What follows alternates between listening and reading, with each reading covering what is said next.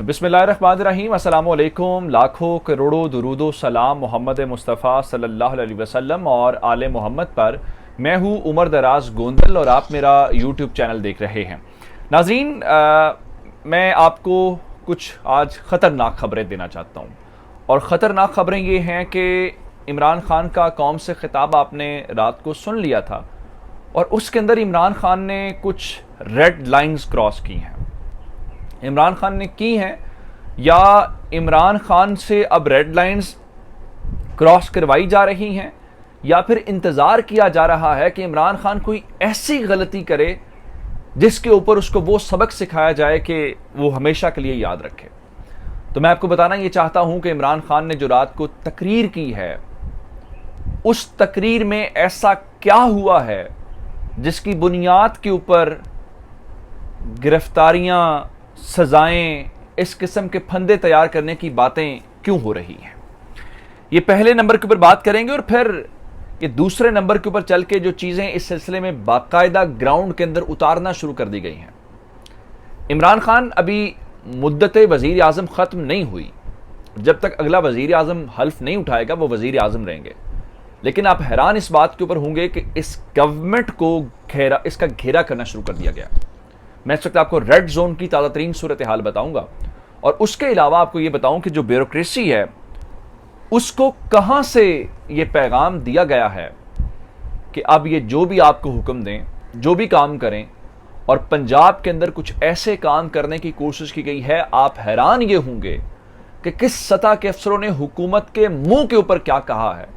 अगर यही इमरान खान एक महीना पहले उनके सामने कोई बात इस तरह से कहता या करता तो वो इबरत का निशान बना देते। और फिर राना सनाउल्लाह इतनी तस्दीक क्यों कर रहे हैं इन मामलात की, आपको बताऊंगा डिटेल्स के अंदर। लेकिन अगर आपने अभी तक चैनल सब्सक्राइब नहीं किया और आप चाहते हैं कि आपको मुस्तनद और बरवक्त खबरें मिलती रहें तो हमारा चैनल सब्सक्राइब कर लीजिए, बेल आइकन के ऊपर क्लिक कर लीजिए ताकि हमारी आइंदा आने वाली वीडियोज़ बर वक्त आप तक पहुँच सके। मैंने आपको कुछ दिन पहले ये बात की थी, कल शायद ये बात की थी कि तहरीक इंसाफ के पास और बिलखुसूस इमरान खान के पास खोने के लिए क्या है?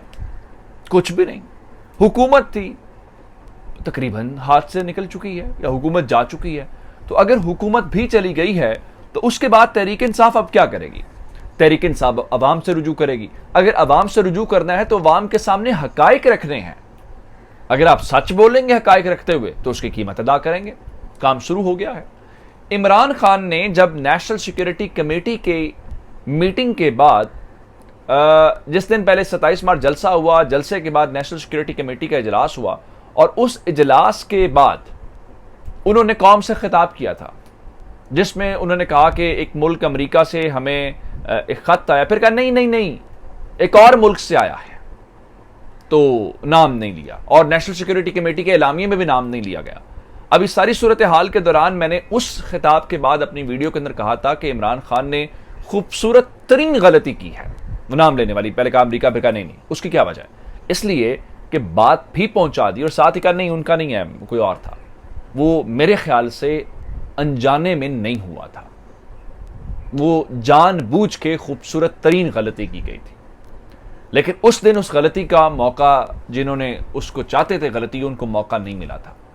लेकिन आज इमरान खान ने, जब मैंने गुज़श्ता रात को उन्होंने खिताब किया तो उन्होंने खुल के अमेरिका का नाम लिया है, बार बार लिया है, एक से ज्यादा मौकों के ऊपर लिया है, जिसका मतलब यह है कि उन्होंने अमेरिका को ललकारा है।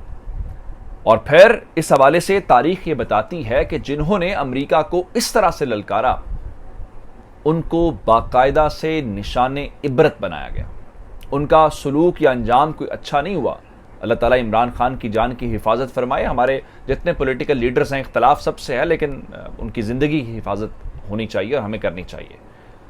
मैं उसकी मिसालें बहुत सारी आपको दे सकता हूँ। जुल्फ़िकार अली भुट्टो, यासिर अरफात, शाह अब्दुल्ला, बहुत, और कर्नल कज़ाफ़ी अभी कल की बात है, आखिरी बच गया था उस टोले में से, लेकिन उसका क्या अंजाम हुआ अब सबको इल्म है।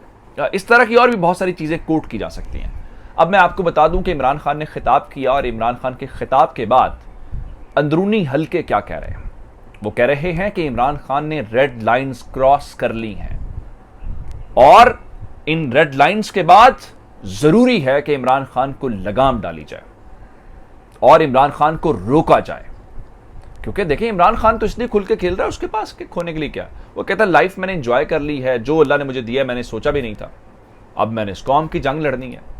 अब एक इंपॉर्टेंट चीज होती है ऑफिशियल सीक्रेट एक्ट। जब आप हल्फ लेते हैं वजीर आजम का या किसी भी वजारत का, तो उसके अंदर बुनियादी तौर पे यही कहा जाता है कि वो तमाम चीजें जो मुझे कौम के सामने नहीं लानी या लोगों के सामने नहीं लानी, अगर मेरे नॉलेज में हो, मेरे सामने लाई जाए, तो मैं उनकी हिफाजत करूंगा और उसको अपने तक महदूद रखूंगा। और इस सिलसिले में एक ऑफिशियल सीक्रेट एक्ट है जिसकी बुनियाद पे हाल ही में देखा अपने फौज ने भी अपने कुछ लोगों को 14-14 साल की सजाएं दी। जनरल थे जिनके मुतालिक कहा गया कि वो अमेरिका को मालूमात दे रहे थे। ये काफी अरसा पहले की बात है, जिसका मतलब है इसके ऊपर बाकायदा सजाएं होती हैं ऑफिशियल सीक्रेट एक्ट के ऊपर।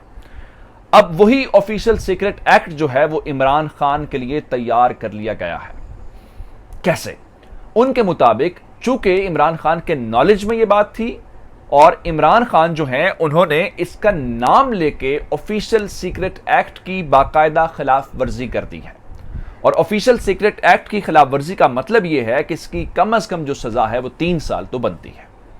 इसका मतलब यह है कि अब तैयारी ये की जा रही है कि इमरान खान को उनके खिलाफ मुकदमे का इंदराज हो, उनकी गिरफ्तारी हो, उनको 3 साल के लिए जेल में डाला जाए।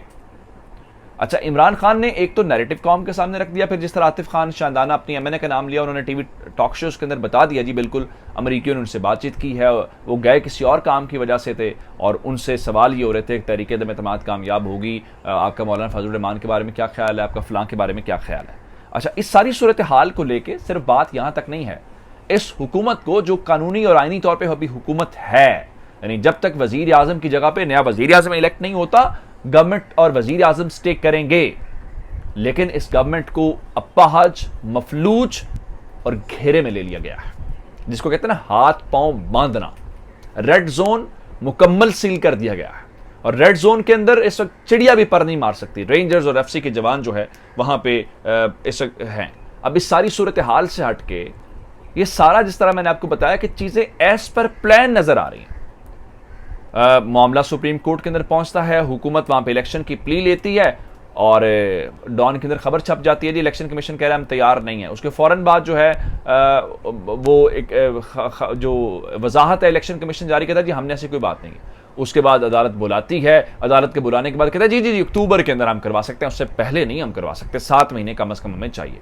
उसके बाद खुर्शीद शाह, उसके बाद पीपल्स पार्टी, सारे कहते हैं जी हाँ जी हाँ जी, इलेक्शन जो है वो अगस्त नंबर तक गवर्नमेंट स्टे करेगी और अक्टूबर के अंदर हम इलेक्शंस के ऊपर चले जाएंगे।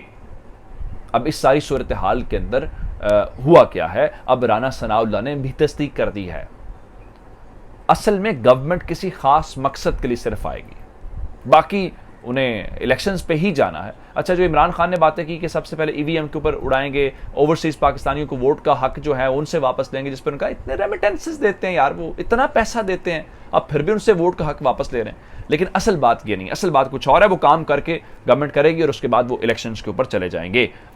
जिस पे इमरान रियाज को भी सजा दी गई ना, उन्होंने अपने प्रोग्राम के अंदर बात की थी कि इमरान खान से एक हक छीन लिया गया, उस बुनियाद के ऊपर उनको जो है गवर्नमेंट को बेसिकली। अच्छा, अब आते नहीं पंजाब की ब्यूरोक्रेसी के अंदर। पंजाब के अंदर गवर्नमेंट इस वक्त ये चाहती है कि आईजी और जो चीफ सेक्रेटरी हैं उनको तब्दील किया जाए। आप हैरान इस बात के ऊपर होंगे कि गवर्नमेंट ने कुछ नाम भेजे हैं विफाकी हुकूमत को, और विफाकी हुकूमत को जो भेजे जाने वाले नाम हैं आईजी और चीफ सेक्रेटरी जो नॉमिनेटेड लोग हैं उन्होंने ओहदे संभालने से इनकार कर दिया है।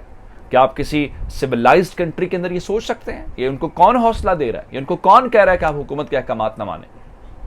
इससे आप अंदाजा कर लें कि क्या मामलात है। और उसके बाद ख्वाजा आसिफ ट्विटर के ऊपर कह रहे हैं जी उन्होंने इसलिए ओहदे लेने से इनकार किया है कि उन्होंने गवर्नमेंट कह रही है कि जो ये डिफेक्शन वाले एमपीज इनको गिरफ्तार करें, उन्होंने इलेजिटिमेट और इल्लीगल इक़दामात को मानने से इनकार कर दिया है। ये अब तक की अपडेट थी, चैनल सब्सक्राइब कीजिएगा। आपकी समातों का बहुत शुक्रिया। खुदा हाफिज़।